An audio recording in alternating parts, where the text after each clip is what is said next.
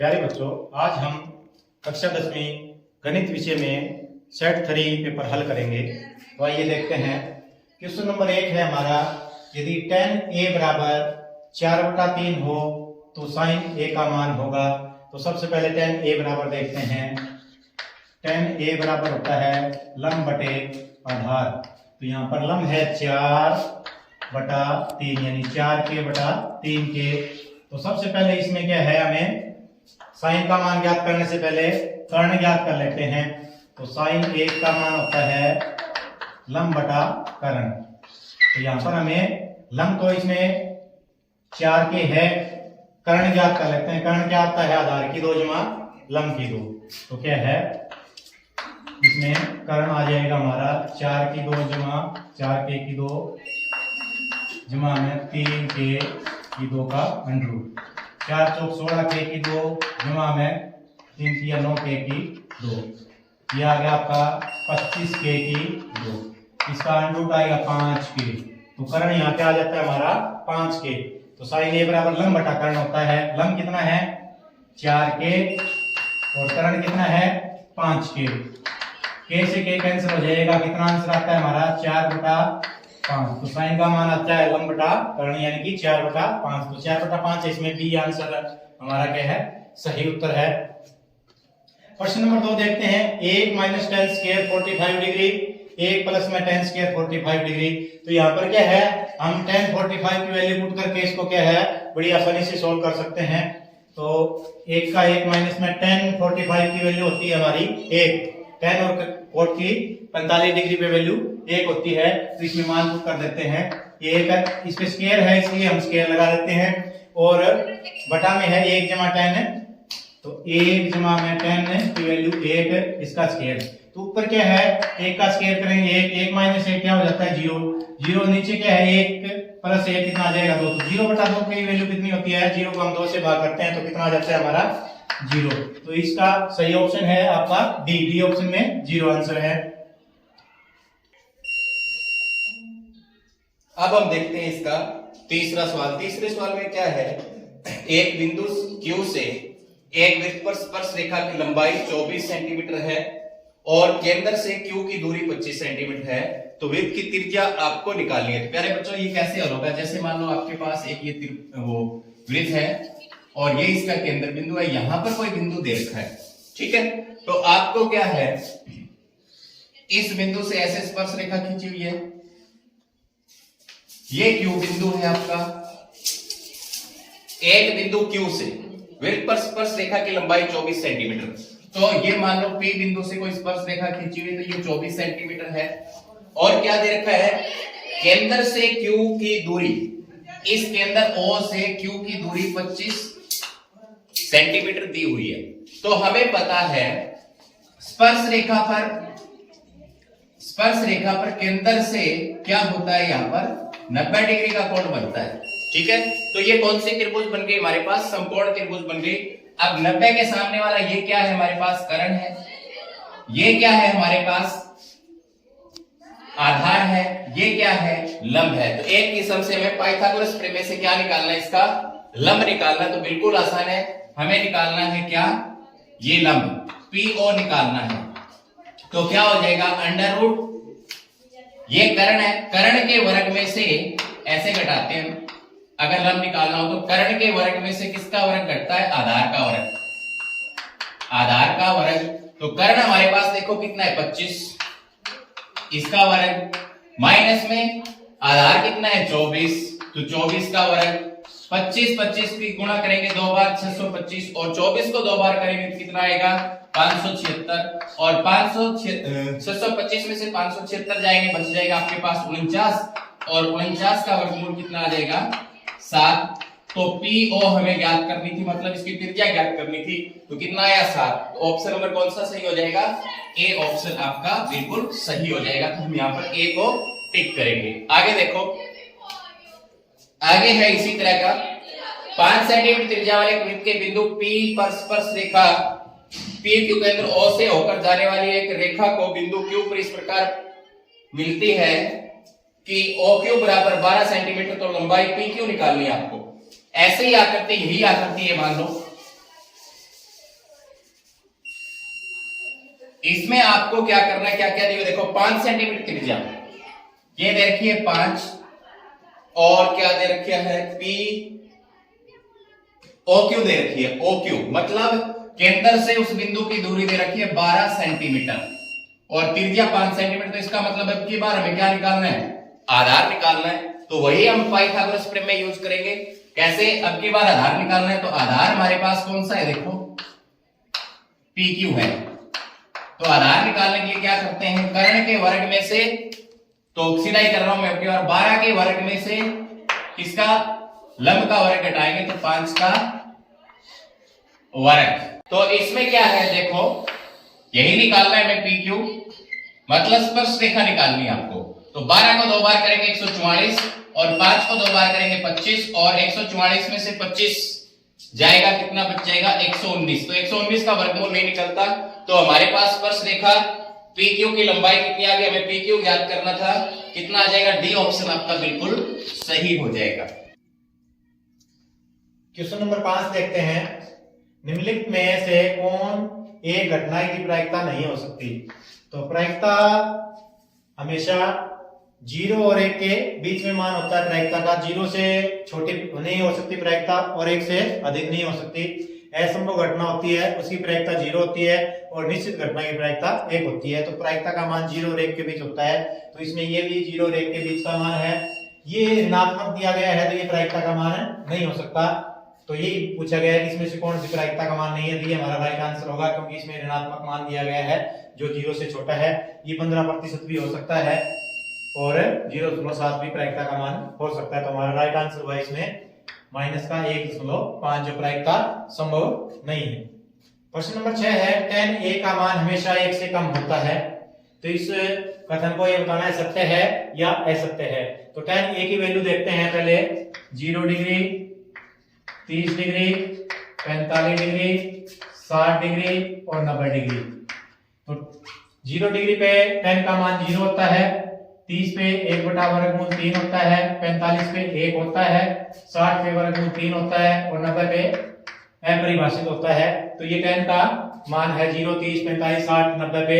तो इसमें कहा है कि 1 से कम होता है, तो ये 1 से कम नहीं है, ये 1 है यहाँ। ये वर्गमूल 3 का मान लगभग होता है इसमें 7, 3, 2 के, तो ये 1 से अधिक मान है। तो इसमें कहा गया है कि हमेशा 1 से कम होता है। तो हमेशा 1 से कम नहीं होता है, क्योंकि वर्गमूल 3 का मान देखते हैं यहाँ 1 से अधिक है।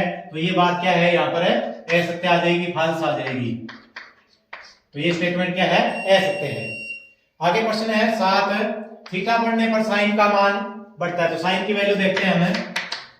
साइन थीटा की 0 डिग्री पे क्या होता है, 0 होता है, 30 डिग्री पे 1/2 होता है और 45 डिग्री पे 1/2, 60 डिग्री पे वर्गमूल 3/2 और 90 डिग्री पे 1। तो इसमें क्या बोला गया कि थीटा बढ़ने पर साइन का मान बढ़ता है। तो यहाँ पर ये देखते हैं हम 0 से लेके 1 तक मान बढ़ रहा है। तो ये बात बिल्कुल क्या है, सत्य है, बिल्कुल सही है। तो इसको हम क्या लिख देंगे, थीटा बढ़ने पर साइन का मान बढ़ता है, तो इसको सत्य स्टेटमेंट कहेंगे हम, ये सत्य बात है। प्रश्न नंबर 8 है, एक वृत्त को 2 बिंदुओं पर प्रच्छेद करने वाली रेखा कहलाती है। तो एक वृत्त है,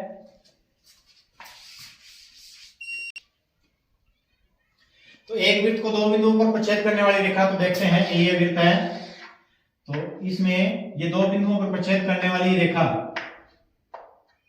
तो ये रेखा है, तो इसके दोनों सिरे क्या होंगे, खुले होंगे। तो 2 बिंदुओं पर काटने वाली रेखा क्या कहलाती है, ये हमारी छेदक रेखा कहलाती है। वृत्त को 2 बिंदुओं पर काटने वाली रेखा को क्या बोलते हैं, छेदक रेखा। तो यहां पर क्या आ जाएगा, ब्लैंक्स में छेदक रेखा आ जाएगा, छेदक रेखा कहलाती है। तो इस ब्लैंक्स में छेदक रेखा आंसर आ जाएगा। प्रश्न नंबर 9 है, किसी घटना ई की प्रायिकता, ई को घटित होने की प्रायिकता और जमा में घटना ई नहीं होने की प्रायिकता, इसका जोड़ क्या होता है। तो किसी भी घटना को घटने की और उस घटना के नहीं घटने की प्रायिकता हमेशा क्या होती है, 1 होती है। तो इस ब्लैंक्स में क्या आ जाएगा, 1 आंसर आ जाएगा आपका। प्रश्न नंबर 10 है, इसको आपको सोल्व करना है, सिद्ध करना है सेकेंड ए इंटू 1 माइनस साइन ए इंटू सेकेंड ए प्लस में tan a। तो आइए देखते हैं इसको कैसे हम सिद्ध करते हैं। तो सबसे पहले इसमें क्या है, क्वेश्चन में हमें ये लेफ्ट हैंड साइड ले लेते हैं, इसको सोल्व करके एक के बराबर राइट हैंड साइड के बराबर कर देंगे हम। तो लेफ्ट हैंड साइड लेने पर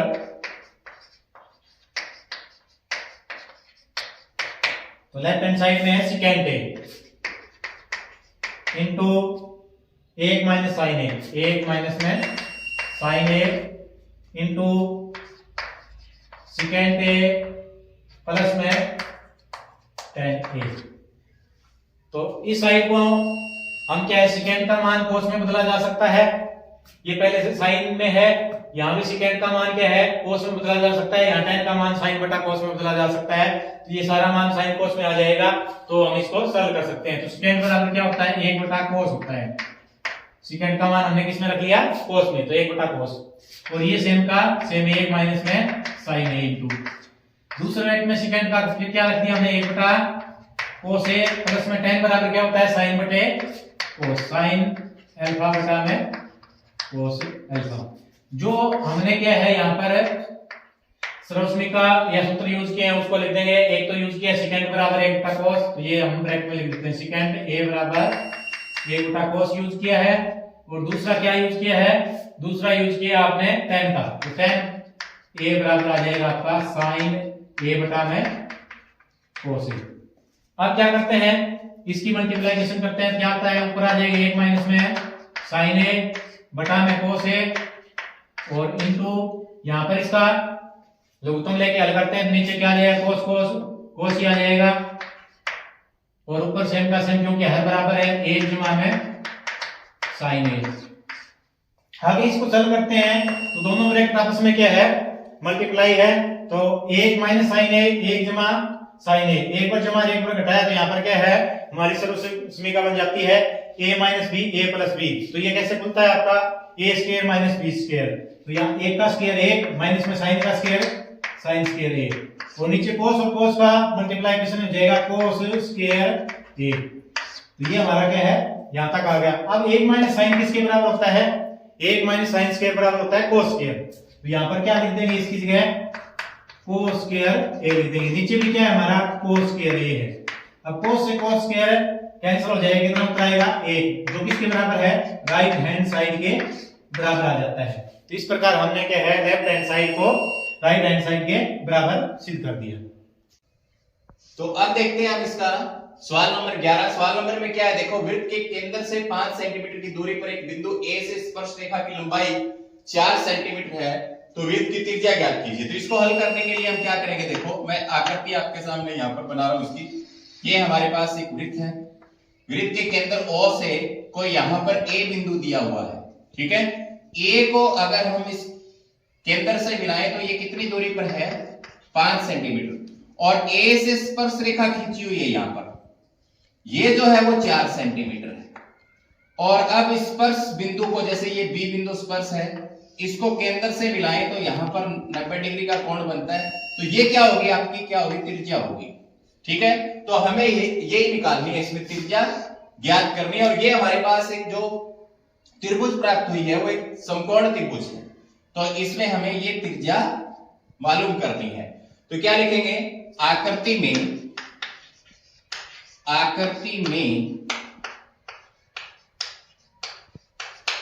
समकोण त्रिभुज ABO में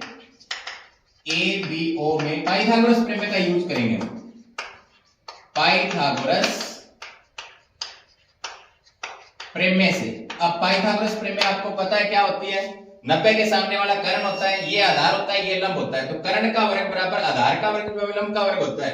अगर हमें इनमें से आधार और लंब में से कोई निकालना हो तो क्या हो जाएगा, कर्ण के वर्ग में से अगर आधार निकालना है तो लंब घट जाएगा, अगर हमें लंब निकालना है तो आधार घट जाएगा। तो हमें यहां पर क्या निकालना है, लंब निकालना है, मतलब OB निकालना है। तो मैं यहां लिख रहा हूं, देखो लंब बराबर अंडर रूट कर्ण का वर्ग माइनस में आधार का वर्ग। तो अब मान भर देते हैं, दोनों दिए हुए हमारे पास, ये 5 दिया हुआ है कर्ण, तो 5 का वर्ग और माइनस में आधार तो दिया हुआ 4 दिया हुआ है, कितना दिया हुआ है 4। अब इसको हम 2 बार गुणा करेंगे 5 को 2 बार गुणा करेंगे कितना आएगा 25, और 4 को 2 बार गुणा करेंगे कितना आएगा 16। अब 16 जाएंगे 25 में कितना 9। अब 9 का वर्गमूल कितना होता है 3। तो हमें ये निकालना था लंब, और लंब हमारे पास आ गया, लंब ये था। तो इसकी त्रिज्या कितनी आ गई वृत्त की, हमारे पास 3 आ गई। तो क्या लिखेंगे, वृत्त की त्रिज्या बराबर 3 सेंटीमीटर। तो 11वें सवाल में हमें ये इतना ही करना था, 2 नंबर का सवाल था। तो आकृति बना करके आपको इसमें से लंब ज्ञात करना था। एक बार फिर से बता देता हूं, कर्ण के वर्ग में से ये आधार का वर्ग घटेगा। अगर हमें ये लंब निकालना है, अगर ये निकालनी होती स्पर्शरेखा की लंबाई, तो ये दी हुई होती, इसमें से ये कट जाती है। ठीक है, तो अब देखेंगे हम इसका आगे 12वां सवाल। 12वें में क्या है, बिल्कुल आसान है, प्रायिकता निकालनी है। क्या निकालनी है, प्रायिकता। आपके पास एक थैला है और थैले में जो गेंद दी हुई है, 2 प्रकार की गेंद दी हुई है। देखो, एक बैग में 3 लाल गेंद है, 5 काली गेंद है। बैग से यादृच्छिक रूप से गेंद निकाली जाती है, तो क्या संभावना है कि लाल गेंद होगी, लाल गेंद नहीं होगी। तो पहले तो हम यहां लिखते हैं। देखो, प्रश्न नंबर 12 को हम यहां हल करेंगे। लाल गेंद, लाल गेंदें आपके पास कितनी है 3 है, और काली गेंदें, काली गेंदें आपके पास कितनी है 5। तो कुल गेंदें कितनी हो जाएगी, कुल गेंदें आपके पास हो जाएंगी 8।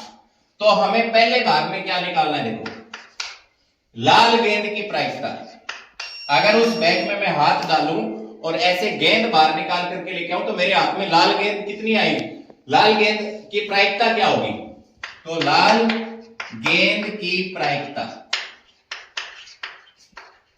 तो नीचे होता है कुल संभावित परिणाम, कुल संभावित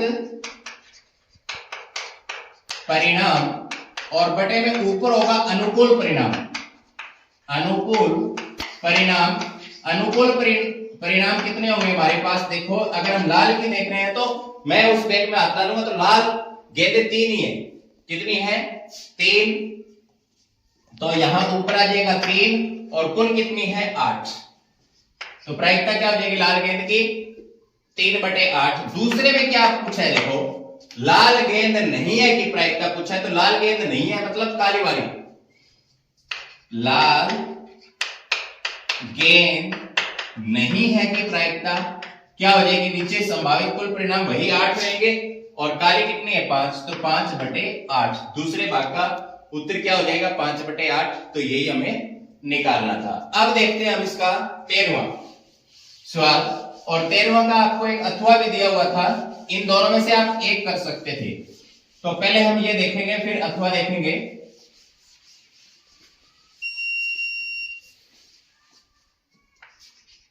प्रश्न नंबर 13 को अगर हल करें हम, एक टावर जमीन पर लंबवत खड़ा है। जमीन पर एक बिंदु से जो टावर के पैर से 15 मीटर की दूरी पर है, टावर के शीर्ष का उन्नयन कोण 60 डिग्री पाया जाता है। टावर की ऊंचाई की गणना कीजिए। तो आकृति कैसे बनेगी इसमें, देखो, मान लो मेरे पास यहां पर कोई टावर है, ये इस टावर के आधार से यहां पर कोई बिंदु दे रखा है। देखो, ये कह रहा है एक टावर जमीन पर लंबवत खड़ा है, तो ये टावर खड़ा है। मान लेते हैं इसको ए बी टावर है। जमीन पर एक बिंदु से, ये कोई बिंदु है जैसे सी बिंदु है, बिंदु से जो टावर से कितनी दूरी पर है 15 मीटर दूर है, 15 मीटर दूर है। तो टावर के शीर्ष से, यहां ये टावर का शीर्ष है, इस बिंदु का उन्नयन कोण, मतलब ये कोण कितने का बन रहा है 60 डिग्री का। तो आपको क्या निकालना है, इस टावर की ऊंचाई निकालनी है, टावर की ऊंचाई। तो देखो हमारे सामने ये जो एक त्रिभुज बनी हुई है, वो कौन सी त्रिभुज बनी है बेटा, ए बी सी, ये 90 डिग्री का कोण। तो ये एक समकोण त्रिभुज बन गई। कौन सी त्रिभुज बन गई, तो यहां लिखेंगे आकृति में, आकृति में हम अगर लिखें, हमारे पास एक सूत्र होता है लाल बटे कत्ता। इसमें क्या होता है, ये साइन होता है, ये कॉस होता है और ये टेन होता है। इनका प्रयोग करके हम इसको हल करेंगे। तो यहां पर क्या है, देखो ये लंब निकालना है, मतलब ये एक संपूर्ण त्रिभुज है, तो आधार दिया हुआ है, तो लंब बटा आधार, आकृति में लंब बटा आधार ऐसे लिखूंगा पहले, लंब बटे आधार। इस फॉर्मूले से देखो क्या होता है, लंब बटे आधार tan के बराबर होता है, tan थीटा लिखूंगा मैं पहले, इसको फिर मान करना आपको बता दूंगा, tan थीटा। तो लंब कितना है यहां पर h, आधार कितना है 15, बराबर ये थीटा है, थीटा का मान यहां कितना भरेंगे, tan 60 डिग्री। अब tan 60 का मान होता है वर्गमूल 3, क्या होता है, वर्गमूल 3, मान भरेंगे तो h बटे 15, और इस tan 60 का मान होता है वर्गमूल 3, तो यहां पर लिखेंगे वर्गमूल 3, इसका बटा 1 कर लेंगे, आर पार गुणा करेंगे इसकी, h एकम h बराबर 15 वर्गमूल 3, 15 वर्गमूल 3, तो हमें यही निकालनी थी h। तो टावर की ऊंचाई कितनी आ गई, 15 वर्गमूल 3 आ गई, तो यहां लिख देंगे टावर की ऊंचाई, टावर की ऊंचाई बराबर 15 वर्गमूल 3 मीटर। प्रश्न नंबर 13 है, सिद्ध कीजिए कि वृत्त के व्यास के सिरों पर खींची गई स्पर्श रेखाएं समांतर होती है। तो सबसे पहले हम आकृति में देखते हैं, ये हमारा वृत्त है और ये इसका व्यास ले लेते हैं, नाम लिख देते हैं इसका AB। अब इसके सिरों पर क्या खींचनी है, ये इसका सिरा है, इसके स्पर्श रेखा खींच लेते हैं हम ये, और दूसरे सिरे पे ये स्पर्श रेखा खींच लेते हैं हम। तो सिद्ध करना है कि ये जो स्पर्श रेखा है ये इस स्पर्श रेखा के समांतर है। तो आइए देखते हैं कैसे करते हैं। सबसे पहले लिखते हैं हम, दिया है तो इसमें एक वृत्त दिया गया है, तो लिखेंगे एक वृत्त में AB व्यास है, तो ये बात दे रखी है। दूसरी है A और B के सिरों पर वृत्त की स्पर्श रेखा दी गई है, वह इसके सिरों पर L व M स्पर्श रेखाएं हैं। तो इतनी बात हमें क्या है, क्वेश्चन में दी गई है कि एक वृत्त का AB व्यास है और दोनों व्यास के दोनों सिरों पर इसकी स्पर्श रेखाएं दी गई है। अब सिद्ध क्या करना है हमें,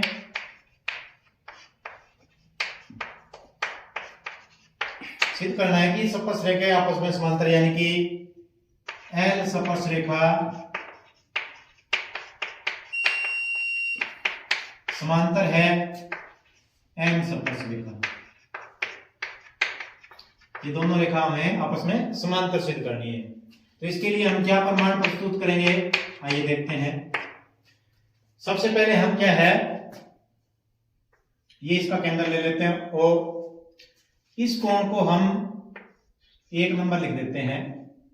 नाम से भी हम इसको लिख सकते हैं AO, यहां पर कोई नाम लेके इसको कोण प्रकट कर सकते हैं या नंबर डाल सकते हैं। तो इस कोण को हमने क्या है 1 नंबर कोण दे दिया। ये कोण 90 डिग्री होगा, क्यों होगा, क्योंकि ये वृत्त की त्रिज्या है, ये वृत्त की स्पर्श रेखा है। स्पर्श रेखा त्रिज्या पर क्या होती है, लंब होती है। लंब होने के कारण ये 1 नंबर कोण कितने डिग्री का होगा, 90 डिग्री का होगा। तो ये लिखते हैं सबसे पहले हम कि कोण 1 बराबर 90 डिग्री। ब्रैकेट में कारण देंगे, कारण क्या है, स्पर्श रेखा त्रिज्या पर लंब होती है। स्पर्श रेखा त्रिज्या पर लंब होती है, क्योंकि ये त्रिज्या है, ये स्पर्श रेखा है, तो इसलिए लंब होने की वजह से कोण 90 डिग्री। अब हम क्या है, इस कोण को 2 नंबर कोण के रूप में प्रकट करते हैं। तो अब यहां लिखेंगे हम कोण 2 बराबर 90 डिग्री। ये कोण 90 डिग्री क्यों होगा, क्योंकि ये OB भी क्या है, वृत्त की त्रिज्या है, और ये क्या है, स्पर्श रेखा है। तो स्पर्श रेखा त्रिज्या के ऊपर क्या होती है, लंब होती है। लंब की वजह से 2 नंबर कोण कितना डिग्री होगा, 90 डिग्री। यही बात से हम यहाँ रिपीट कर देते हैं कि त्रिज्या स्पर्श रेखा पर लंब होती है। अब क्या है, कोण एक भी 90 डिग्री है, दो भी 90 डिग्री। इससे क्या पता चलता है, अतः कोण एक बराबर कोण दो, क्योंकि दोनों का मान कितना डिग्री है, 90 डिग्री, इसलिए एक और दो बराबर हो गए। अब ध्यान से देखते हैं, हमें पता लगता है कि कोण एक और दो कौन से कोण है, एकांतर कोण है, क्योंकि एकांतर कोण कौन से होते हैं, अगर कोई भी ऐसे दो रेखा हो, इसमें क्या है, तिर्यक रेखा से कोण बनते हैं, जैसे ये कोण और ये कोण है, इसमें जड़ की आकृति बनती है। अगर गौर से देखें तो ये देखो, तो जिन कोणों में जड़ की आकृति बनती हो वो एकांतर कोण होते हैं। देखो ये देखो, ये और ये में जड़ की आकृति से कोण बन रहे हैं, तो ये कोण बराबर है और एकांतर कोण है, इसलिए रेखाएं क्या हो जाएगी, समांतर हो जाएगी। अगर समांतर हो तो एकांतर कोण बराबर होते हैं, एकांतर कोण बराबर हो तो रेखाएं समांतर होती है। तो यहां पर लिख देंगे, अतः परंतु कोण एक व कोण दो एकांतर कोण है। कौन से कोण है, एकांतर कोण है। अतः हमारी L स्पर्श रेखा है, ये किसके समांतर हो जाएगी, M स्पर्श रेखा के समांतर हो जाएगी। ये बात हमें सिद्ध करनी थी कि ये रेखा इसके समांतर होती है। टेलीग्राम में